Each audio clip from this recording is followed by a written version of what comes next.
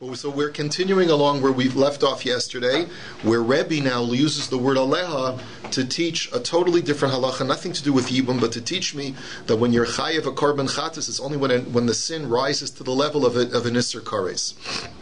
So the Gemara now says, okay, but that word aleha connects us to an individual sin.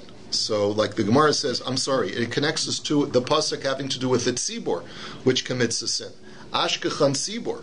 So this only tells me that when a community commits a sin, because it says aleha in both places. It says aleha v'no de'ah chatas asher chata'u aleha, that it will be discovered the sin which the community does. Aleha is written there. Aleha is written by Achos Ishto to tell me that the sin that they must perform has to rise to the level of Chiyav Kares. Ashkechan Sibor Mashiach Minolet. But that only tells me that the prescribed korban chatas for a tzibor has to rise to the level of a chiyuv kares. How do you know that a Kohen Gadol's prescribed korban chatas also does? Dichsiv b'Mashiach la'ashmas ha'am harei Mashiach kitzibor. Because the Torah talks about a Kohen Gadol sinning to the guilt of the nation, meaning that he's equated to the entire congregation thereby. Yachid v'nasi, and what about a regular person? What about a president of a tribe? Asya mitzvos mitzvos. Those two halachos are connected. The word mitzvos is written by an individual. It's also written by nasi. And it also, I believe, if I'm not mistaken, these two are also connected to the entire tzibor. Because it says by... let's see. From the nation of the people. So therefore you see that a regular person is connected to a tzibor. Now, the Brisa continued and it said, V'lo ba'avodas kochavim ela al daber shechayavin al zdono kares val shegagas chatas. Now, if you note, the Torah talks about a generic sin for which you bring a korban chatas, and it also talks about the specific sin of avodah zara for which you have to bring a korban chatas. And there the korban chatas is different. For an individual, you have to bring a male goat for the sin of avodah zara. So how do you know for avodah zara, when a tzibor or a nasi or a Kohen Gadol or an individual sins with avodah zara, the avodah zara has to rise to the level of an isser kares in order to be liable for the prescribed korbanos. So how do you know that? Tzibor ba'avodas kochavim yalef me'ene me'ene. So there's a gezerah shava from the words me'ene, because it says in the context of the congregation in Parsha Shlach, which talks about a congregation sinning with avodah zara, it says v'haya im me'enei ha'eda. And it also says in the context of an individual sinning with avodah zara, right afterwards it says v'im nefesh achas techeta vishkaga, that if a person excuse me, me'ene, sorry, my bad. It says v'im kol hadas Yisrael yishku, that it talks about a generic sin of the congregation, also uses the word ene, and then it also uses the word ene for the sin of avodah zara of a tzibor. So therefore, yolef me'ene me'ene, that's how I know that a tzibor that commits avodah zara has to rise to the level of an isser kares. Yachid nasi u'mashiach me'vi'im nefesh achas, echad yachid ve'echad nasi ve'echad mashiach b'mashma. The very next paragraph in Parsha Shlach, after discussing a tzibor that commits avodah zara, talks about one soul that commits avodah zara, and there too it connects it to the previous paragraph with the letter vav. Vav mosif alinyan rishon v'yilomei tachton min ha'elyon. That just like the tzibor, which is the previous paragraph, has to rise to the level of an isser kares in order to be liable for its prescribed korban, so too the individual has to rise to the level of an isser kares. Now the Gemara says, V'rabanan hai svara minalu. Now the question is, where do the rabbis get this svara from? In other words, we've just presented to you that according to Rabbi, he learns from the word aleha that whenever an individual or a community has to bring a korban chatas, it has to be for a sin that rises to the level of an isser kares. But he learns that from the word aleha. Where did the Chachamim learn it from? If they use the word aleha to teach me the laws of Yibum. So nafka lahu midemakri le Rabbi Hoshua librei Torah achas yelachem leoseh bishkaga v'hanefesh asher ta'aseh biyad rama. They learn it out from the following pasuk, which basically connects all sins to an Isser Kares. It says there shall be one law for anyone who sins b'shogeg, by unintentionally. And then it talks about in the very next pasuk that anyone who acts intentionally shall get Kares. So, and that's talking about the sin of avodah zarah. So, huksha kol haTorah kula la'avodas kol chavim. Ma avodas kol chavim davar shechayven al zdono kares val shigagas chatas. Av kol davar shechayven al zdono kares val shigagas chatas. The sin of avodah zarah in standard avodah zarah rises to the level of an isser kares, and therefore, just like over there, where the paragraph talks about intentional sin, the punishment is kares. So too, anytime a person is going to be sinning unintentionally, where there's a prescribed korban, the sin has to rise to the level of an isser kares. The Gemara says, fine, ashkechan yachid v'nasi u'mashiach, bein bavodas kol chavim u'bein bishar mitzvos, but tzibur bavodas kol chavim minayin. But using that source text, that only teaches me that both a congregation, because it says that any individual, Torah achas yelachem, for any individual who sins, whether he's a regular individual, whether he's a nasi or a kohen gadol, if he sins whether through avodah zarah or whether through any other sin, it says that there's one law, it has to be an isser kares. But how do you know that it's tzibur? How do you know that an entire congregation that worships idolatry is also, their sin has to rise to that level? So Amar Kra v'im nefesh v'yilamed elyon mitachton, because that very same paragraph adds to the previous paragraph in Parsha Shlach, which was talking about what? Which was talking about a tzibur that commits avodah zarah. So therefore, the two paragraphs are connected. So since the second paragraph is connected to the isser of avodah zarah that's done intentionally, and it says that it's an isser kares, so therefore too, the previous paragraph, which talks about a tzibur, also has to rise to the level of an isser kares. So now the Gemara says, El tzibur bishar mitzvos minolan. But since that paragraph with the tzibur was talking about the sin of avodah zarah, how do you know that a tzibur that commits any other sin that has a prescribed korban protocol, how do you know that it has to rise to the level of an isser kares? Yolif me'ene me'ene. So there, once again, you have that gzera shava of the word ene is written both in a generic sin for a congregation and the sin of avodah zarah for a congregation, so the laws are connected. So now the Gemara says, okay, fine, now we understand where the Chachamim get this principle from. V'Rebbi hay Torah achas my avidlei. What does Rabbi do with this pasuk of Torah achas? If he learns all of that from Aleha by Achos Ishto, what does he do with this pasuk of Torah achas? Mi boile l'chidetanya. He uses it for a totally different purpose. And in order to understand the following Gemara, let's just clarify one point. When there's a division of halacha depending upon whether an individual sins with avodah zarah or with any other sin, or whether a congregation sins with avodah zarah or any other sin. There the Torah divides the two. Now when we say the word congregation, what do we mean? We mean 51% of the Jewish people is what we mean. That constitutes the majority of the congregation, and when the majority of the congregation err in judgment, then they have to bring a communal korban. Now, what is the law if one town commits an act of avodah zarah? They are not the majority of Klal Yisrael, and therefore they are judged as yichidim, and each individual within that town who unintentionally worshipped idolatry has to bring his own korban chatas of an individual. But that's not so clear, because I might have thought that the law of an entire town that commits idolatry should be different, even though they're not an Eidah, even though they're not the majority of the Jewish people. Why? Because we know when it comes to intentional avodah zarah, the laws are different. With intentional avodah zarah, the law of an individual worshiper is different from the law of an entire town. What do you call an entire town that intentionally worships avodah zarah? An ir hanidachas. And there the Torah has a special prescription which is different from an individual. So maybe you would have thought that if a town unintentionally worships avodah zarah, their law should be different. And that's why you need the words Torah achas, there shall be one law. And this is now what the Gemara speaks out. Lefisha matzinu shechalak hakosuf ben yechidim lemerubim, yechidim beskila lefichach mamonan palat merubim b'sayef lefichach mamonan avad. He says, we know that there's a difference by intentional avodah zarah for an entire town. Because if an individual intentionally worships avodah zarah, he gets death by the sword. He gets death by stoning, rather. and therefore, because it's a harsh death penalty, we console the family by preserving his assets for his heirs.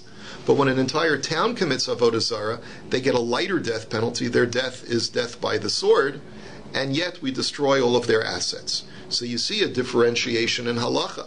So yachol nachluk b'korbanosehen. You might think, therefore, that when they unintentionally worship avodah zarah, their korban chatas should change as well. Talmud lomar Torah achas yelochem, and that's why you need, according to Rabbi, the words Torah achas. There shall be one law, as long as you're not the majority of the Jewish people. It's the same law when you sin unintentionally. So maskef la Rav Chilkiya mehagronya. So he challenges that. He says, "Taima dekasav rachmana Torah achas yelochem halav hachi havamina nachalek." So he says, are you suggesting that if there was not that pasuk of Torah achas, I would think that an entire town that worships idolatry unintentionally would have a different korban? My laisu, what would I think that they should bring? Laisu par tzibur bishar mitzvasu demaisu. If you would say, well, let them bring a bull as a sin offering, well, that's already the prescribed korban for when the majority of Klal Yisrael err in some other avera. So why would I think that they would do that? So kispa yachid b'shar mitzvos demaisi, to tell them that they should bring a female sheep. Well, that we know is the sin offering of an individual who sins with other sins other than idolatry. Seir, maybe you'd suggest, well, let them bring a male goat. Well, nasi b'shar mitzvos demaisi, that's the sin offering of a nasi when he sins with other sins. Par la'ola v'seir lachatas. Maybe they have to bring two animals: a bull for a burnt offering and a goat for a sin offering. Tzibur b'avodas kol chavim hu demaisu. Well, that's brought by the majority of Klal Yisrael sin, not just when one town sins. So the only alternative that's left is ve'elamai seira. The only thing that's left is for them to bring a female goat. That's the only animal option left. But yachid nami hainu karbano. So, but that's the individual idol worshippers' sin offering anyway. So why do I need a pasuk to tell me that there's no difference? That's the only alternative. So the Gemara answers, Itzrich. I'll tell you why. Because salka daitach amina hol b'tzibur behorah maisu par laola v'seir lachatas inunami nesu ipcha. I might have thought as follows. Look, when an entire Klal Yisrael sins with avodah zarah erroneously, they have to bring two animals: a bull as an ola, a seir as a chatas. Okay, so this is not an entire congregation, but since it's a whole town, maybe they have to bring the same animals and just switch it. So the bull will be for the chatas, and the goat will be for the ola. But the point is that maybe I would have thought to make them analogous to an entire congregation of Israel, and therefore inami tzarch ve'en lo takana. Alternatively, maybe I would have thought that tzarich, that they have to bring a korban that's different from everybody else, but ein lahem takana. But there's no way to rectify it because there is no other korban for them to bring, and therefore maybe the halacha I would have thought would have been that they don't bring any korban at all, and they have to remain without any kapara, kamash malan, and therefore the pasuk Torah achas teaches me that we equate them to a yachid. So Amar Levi Rabbi. Okay. Totally new conversation, totally new discussion. This is where it gets complicated, and we're going to try and simplify it as much as we possibly can. Okay. Amar Levi Rebbe, my area the tani tesvav lisni tes zayin. So the question is, Levi is speaking in shorthand, and Rebbe is going to answer him in shorthand. Levi asked the question: why does the Mishnah only list 15 women? Let it list 16 women who exempt their tzaras from yibum. So Amar Lei kimeduma li shein l'moach b'kad kado. So Rebbe said, this student of mine, it seems like he has no brain in his skull. Now, that's a very strange thing for a teacher to say to a student. We would never encourage a teacher to... No, but it's surprising. So there's you don't see this in the Gemara. There's actually a tshuva from the Ridbaz who talks about this. This is uncharacteristic of the way the great tzaddikim should speak to their students. So we're taught that Rebbe had a very special relationship with Levi. Levi was his sharpest, his best talmid, his best pupil, and he was trying to sharpen Levi to only ask the most excellent questions. And any time he would ask an untoward question, a question that was beneath his acumen, he would give him a biting response. But you have to know who your student is. You can't just speak to any student this way. If Levi was a bad Talmud, he wouldn't say, oh, you have no brain in your head. It was only because of Levi's brilliance that he told him this. So he said to him, "My daitach, imo anusas aviv, imo anusas aviv plug to the Rebbe Yehuda v'Rabbanan uva plug to lo kamayri." So Rebbe said, I know what you were thinking, Levi. You were thinking that the 16th woman in our Mishnah should be that if your mother falls to you for Yibum. Now, how could your mother ever fall to you for Yibum? The only way that it would work is if my father, I have a brother, we have two different mothers, okay? Shimon and Levi are brothers, they have two different mothers, the same father, okay? Shimon decides to marry Reuven's mother. Now, how does that work? If it was Reuven's father's wife, it would be usher for Shimon to marry her. What happened was that Reuven was born out of wedlock, right? Reuven's father had a relationship out of wedlock, and thus was Reuven born. The halacha is, at least according to one Tana, that it's permitted for one of Reuven's brother to marry his father's girlfriend, as long as they were never married. So therefore, Shimon goes ahead and marries his father's ex-girlfriend, and then Shimon dies. It's therefore possible for Reuven's mother to fall to him for Yibum. So the question that Levi's asking is, how come our Mishnah didn't say that? Rebbe says, that's no question, because that's a machlokes. That's a machlokes between Rebbe Yehuda and the Chachamim. Only Rebbe Yehuda holds, Rebbe Yehuda says that Shimon is not allowed to marry Anusas Aviv. You're not allowed to marry a woman that was intimate with your father, even if it was out of wedlock. And only the Chachamim permit you to marry her. And our Mishnah was not dealing with cases which are the subject of a machlokes among the Tanoim. That is the statement that Rebbe is drawing a line in the sand, and that's going to be the source of our next very complicated discussion. So the Gemara says, Velo, oh really? There's no issue of machlokus in our Mishnah. V'harei isra mitzvah v'isra kedusha depligi Rabbi Akiva v'Rabbanan uketani. 1 second, let's go to the next parak of Yevamos. In the next parak of Yevamos, we're going to learn about women who are not usher to me because they're an erva, because I'm related to them in some way, but rather because they have another stigma. They're called Isser Kedusha and Isser Mitzvah. And an example of this would be like, let's say a mamzeres. My brother was married to a mamzeres, and she falls to me to Yibum. So there, the halacha is, according to the Mishnah, there's chalitza, but there's no yibum. There's a zika, but I can't marry her, so therefore I have to do chalitza. So comes along and he says, Levi says, now that's a machlokes, because according to Rabbi Akiva, in such a case there's no zika at all.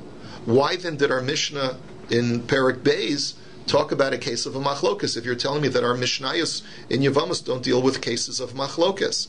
The Gemara answers, the Pirkin Kamrinan. Rabbi said, I'm talking about in our first chapter of Yevamos. The second chapter of Yevamos does deal with issues of machlokas, but the first chapter, which wants to solidify absolute halacha, does not deal with any issues of machlokas. But 1 second, Levi asks, we're going to see later on that our whole first Mishnah is not agreed upon by Beis Shammai. Beis Shammai are of the opinion that when an erva and a tzara fall for yibum, you do yibum with the tzara. You just don't do yibum with the erva. Which, by the way, almost created a tremendous schism within the Jewish people. Can you imagine that if, according to Beis Shammai, you do a yibum with a tzaras erva, according to Beis Hillel, the offspring is a mamzer. And according to Beis Shammai, the kid is kosher. So how can we have one community when there's bastardy? Where we'll discuss that Beis Shammai and Beis Hillel respected each other and made sure that they avoided this problem. But the bottom line is, so you see that our Mishnah is not agreed to by all. The Gemara answer is Beis Shammai b'makom Beis Hillel ain't a Mishnah. That's not a problem because Beis Shammai in the face of Beis Hillel doesn't count. Whenever Beis Shammai argue, we don't say that there's two opinions. Really, Beis Hillel is the only opinion when Beis Shammai is up against them. But one of the 15 women that don't fall for Yibam is Eishes Achiv Shelo Haya Ba'olam. Now let's review the case of Eishes Achiv Shelo Haya Ba'olam, and you need to get this straight in your head. You have 3 brothers, Reuven, Shimon, and Levi. Okay, Reuven dies before Levi is even born. And because Reuven died before Levi was born, Shimon, who goes ahead and does the Yibum, and then Shimon dies, even though Levi was alive at the time that Shimon died, but this woman that falls now to Yibum because of Shimon also was married to Reuven, who was an erva. By virtue of the fact that she was married to Reuven, who was not, and Levi was not alive at the time, Levi is an erva to that woman, or she's an erva to him, I should say. So even though she falls to Yibum from Shimon, nevertheless Levi can't do Yibum for her. So that's a machlokas, because according to Reb Shimon, there is no such thing as Eishes Ach Shelo Haya Ba'olamo. As long as Levi was alive, when Shimon dies, you can do Yibum with Shimon's widow, even though she was previously Reuven's widow. So the Gemara says, no, that's not a problem. So the Gemara says, Reb Shimon v'Rabbanan, ukatani, question mark. So the Gemara answers, lo polag Reb Shimon. Answers the Gemara, there's only a machlokus between Reb Shimon and the Chachamim if Levi was born after Shimon did Yibum. But let's say Levi is born right after Reuven dies, before Shimon does Yibum. So there, since the woman was not yet married to his living brother, in other words, Levi was born before Shimon did Yibum. So when Levi comes into the world, this woman falls to him for Yibum only mikoach his brother Reuven, who's dead, that he never met. And therefore, even Reb Shimon would agree that in that scenario, even if Shimon marries her afterwards, and then Shimon dies, Levi can't marry this woman, because his first encounter with this woman was the widow of the brother that he never met. Only in the case of where, when Levi was born, Shimon was already married to her, does Reb Shimon hold that Levi can marry her once Shimon dies? Because Levi's, at that point, his first encounter with that woman is the wife of his living brother, not the wife of the brother that he never met. So that's the only time there's a machlokas. But if Levi comes into the world before Shimon marries her, then his encounter with her for the first time is the wife of the brother that he never met. And because of that, even Rav Shimon would agree. So therefore, that's what our Mishnah is talking about. But Rav Oshia doesn't hold that way. Rav Oshia holds that Rav Shimon disagrees even in that case. So therefore, you're back to the question of our Mishnah deals with the machlokes case. Ha'yitosef Rav Oshia. Yeah, but Rav Oshia got upkishlad. Rav Oshia was rejected. His opinion was rejected, so you don't have to deal with it. 1 second, says the Gemara. V'ha'amar Rav Yehuda Amar Rav. Couple, can you do me a favor? See if there's anyone outside this door, because I'm supposed to have a 9:30 appointment, which obviously I won't be able to make today. Is there anyone there? No. Okay. Maybe they're on the other side. Okay. So the Gemara now says... But 1 second. V'ha'amar Rav Yehuda Marav v'cheintani Rabbi Chia b'kulan anikori ben ha'asur lazem muteres lazeh v'asur lazem muteres lazeh v'achosu shehiyavim t'choletzes o misya bemes. Okay, now this is where it gets complicated. So I just want to tell you something. So in order for us to be able to follow this, we have this picture book over here. There is this. We learned yesterday of a case. You see these 4 brothers. Remember, these 4 brothers are going to be very important for our story. Okay, 4 brothers: Reuven, Shimon, Levi, and Yehuda. Before we get to those 4 brothers, let's talk about the case of Achos Zekukaso. We learned very simply the following law: that if Reuven and Shimon are married to 2 sisters, and let's say they're both in a car crash, God forbid, and they both die, and therefore both sisters fall to Yibum to Levi, we said Levi can't do Yibum with either one of them because each one of them is the sister of a woman to whom he has Zika. And since Zika is a pseudo marriage, but not a real marriage, it's almost like you're trying to marry the sister of the woman that's an erva to you. Okay? So therefore, they sort of negate each other, they preclude each other from doing Yibum, but it's not a real marriage, it's not a real achos erva, and therefore he is going to do chalitza with each one of them, with each one of the sisters. Now, that's an irregular case. Now let's add one level of complication. Let's say one of those women, that's one of the two sisters that was married to Reuven and Shimon who died in that car crash, let's say one of them is his mother-in-law. So in that situation, there's no zika to that sister between himself and her, because she's an erva. In that case, since there's no zika between him and that sister, he can do full yibum with the other sister. Good? Okay, so now let's get to the real complicated case. Okay? So now you have four brothers. Reuven, Shimon, Levi, and Yehuda. Reuven and Shimon are married to two sisters, and Reuven and Shimon die. Reuven was married to Machla, and Shimon was married to Noah, the two daughters of Tzalafcha. That's the example that Rashi gives. Okay? Machla was, you have Levi and Yehuda who are still alive. Levi's mother-in-law is Machla, Yehuda's mother-in-law is Noah. Okay.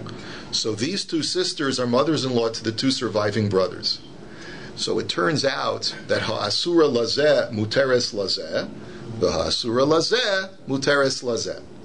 That Levi can't marry Machla, but he is allowed to do yibum with Noah, and the same thing applies. Yehuda can't do yibum with Noah, but he can do yibum with Machla. That's too simple. Don't worry, we're not done yet. Okay. So the Gemara says, with all 15 women, you can satisfy a scenario of four brothers, Reuven, Shimon, Levi, and Yehuda, with this kind of permutation where the Reuven and Shimon die, married to two sisters, and ha'asur lazeh muteres lazeh, ha'asur lazeh muteres lazeh, for each one of the 15 cases that are listed, each one of the 15 women in our Mishnah. Rashi, this long Rashi that you see in front of you, runs through each one of the permutations, and it gets very complicated, which we won't have time to do today. Comes along the Gemara, what does this have to do with our question? Our question is going to be that the only way that this is going to work for all 15 is if you resort to a machlokes tanoim. And that's really going to be our question, but that'll happen at the top of DAF Yud Amud Aleph. Let's continue the line of reasoning. Okay. Now, the Rav Yehuda mitargem mechamos v'elach. Rav Yehuda now says that, I'm sorry, that this idea of the four brothers of Hasur Lazeh, Mutaris Lazeh, Hasur Lazeh, Mutaris Lazeh can only be satisfied with only 9 out of the 15. But the first 6 that are listed in our Mishnah cannot be satisfied, because the first 6 in our Mishnah have to do with the daughter of either my daughter, my granddaughter, my wife's daughter, or my wife's granddaughter. Now, in all of those cases, the only way that I'll be able to satisfy this scenario of Reuven and Shimon married to two sisters, and the only way that they'll be able to fall to me to Yibum such that one daughter is my one sister is my daughter, and the other sister is not usher to me, is not an erva to me, the only way that that will work is if these girls were born out of wedlock. Because if they were born in wedlock, and one of them is my daughter, then automatically the other one, who's their sister, will also be an erva to me. And because our Mishnah is choosing not to discuss cases of girls that are born out of wedlock, in order, Rabbi Chia's rule is not applying to cases out of wedlock. Our Mishnah is not discussing those cases of girls born out of wedlock. Then the first 6 cases, because they're dealing with cases of your daughter that falls to you for Yibum born from wedlock, therefore it's not possible to say that Rabbi Chia's rule of Asur Lazeh, Muteris Lazeh, and vice versa applies to the first 6 cases of our Mishnah. Aval shisa bavi dereisha lo, my time akiven debito baonsin mishkachas la, binusun lo mishkachas la, binusun kamairi baonsin lo kamairi. I'm not going to explain how we know this, just you'll have to, it's very complicated, you got to go through all of the diagrams, but that's what Rav Yehuda said. V'abaya mitargem af bito me'anusa, so kiven dashkuchi mishkachas la, ibaya min ha'onsin tihavi, ibaya min ha'nisuin tihavi. And Abaya disagrees. Abaya says no, our Mishnah, if you explain that Bito or Bas Bito is talking about born out of wedlock, you could satisfy Rabbi Chia's rule of Asur Lazeh, Muteris Lazeh by the case of 4 brothers, and therefore I don't have a problem. It is possible for a Mishnah to be talking about Bito Me'anusaso. Aval Eishes Achiv Shalohaya Ba'olamo Lo.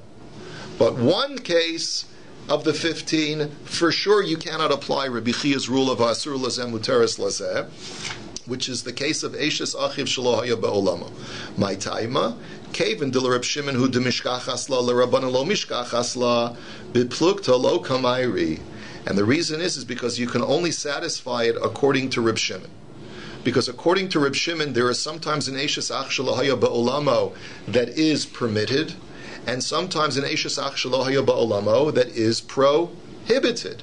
So now I'll tell you the case. Okay, you asked for it. Okay, now you need 6 brothers. You need 6 brothers for this one. Okay, and this is where we get a little bit complicated. So the case is like this: you got 4 brothers, Reuven, Shimon, Levi, Yehuda, and Reuven and Shimon marry 2 sisters. Reuven dies without any children. After Reuven dies, Yisachar is born, brother number 5. Okay. And then, now Yisachar finds this Yevama, who according even to Reb Shimon is Eishes Ach Shalohaya Ba'olamo, and so therefore she's usher to him. Fine, no problem. So what goes ahead? Levi goes ahead and does Yibum with this girl Machla, the sister the wife of Reuven, the sister, right, who was the wife of Reuven. Since Yisachar can't marry her, Levi decides to do Yibum with her. Shimon then dies. Okay, Shimon was married to the other sister. Shimon then dies, and then after Shimon dies, Zevulun is born. Now, according to Reb Shimon, Yisachar is allowed to do Yibum with Shimon's wife, but Zevulun is not allowed to do Yibum. Okay? Now, Yehuda goes ahead and does Yibum with Noah, with the other sister. Now Levi and Yehuda pass away. Levi and Yehuda pass away, and it turns out that Yisachar is not allowed to do Yibum with Machla, but is allowed to do Yibum with Noah. And Zevulun is not allowed to do Yibum with Noah, but is allowed to do Yibum with Machla, because he was born well after she was already married to the second brother. That only works according to Reb Shimon, where you have Ha'asur Lazeh, Muteris Lazeh, Ve'asur Lazeh, Muteris Lazeh. But according to the Chachamim, both Yisachar and Zevulun are usher to both sisters, and therefore you can't satisfy the criterion of Asur Lazeh, Muteris Lazeh, Asur Lazeh, Muteris Lazeh for Eishes Achiv Shalohaya Ba'olama. So comes along the Gemara and says that you can't fit Rabbi Chia's rule if we're not dealing with a machlokas tanoim, because it will only work according to Reb Shimon. So the Gemara says v'simanech, and the way for you to umishkachas labashita achim, you can only find it in a case of 6 brothers: Reuven, Shimon, Levi, Yehuda, Yisachar, and Zvulun. Baliba de Reb Shimon, and according to Reb Shimon, v'simanech, and the way to remember it is meis nolad v'yibem. Brother dies, brother is born, and then Yibum takes place.